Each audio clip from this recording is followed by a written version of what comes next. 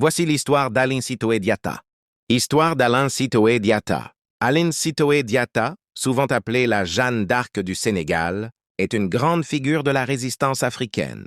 Elle est née vers 1920 à Cabrousse, un village du royaume de Casamance, au sud du Sénégal. Issue du peuple Diola, Aline Sitoé a marqué l'histoire par son courage, sa foi et son combat contre la domination coloniale française. Jeunesse et appel spirituel. Dès son jeune âge, Aline Sitoé se distingue par une grande piété et un fort caractère.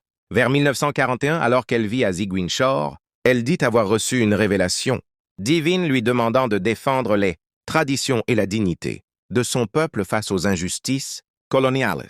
Elle commence alors à prêcher le retour aux valeurs ancestrales, à encourager les paysans à refuser les impôts et à ne plus vendre leurs récoltes à bas prix aux colons. Résistance contre le pouvoir colonial.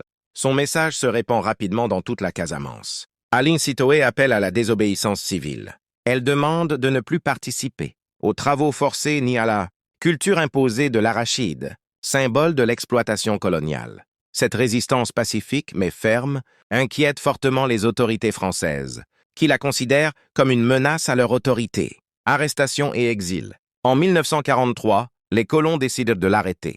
Elle est accusée de semer la rébellion et de s'opposer au gouvernement français. Aline Sitoé Diatta est alors déportée à Tombouctou, au Mali, loin de sa terre natale.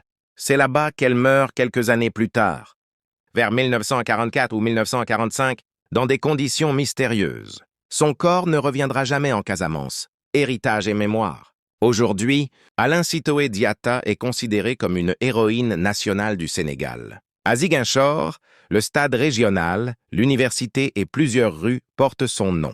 Son courage et son engagement continuent d'inspirer les générations, surtout en Casamance, où elle reste un symbole de résistance, de foi et de dignité africaine.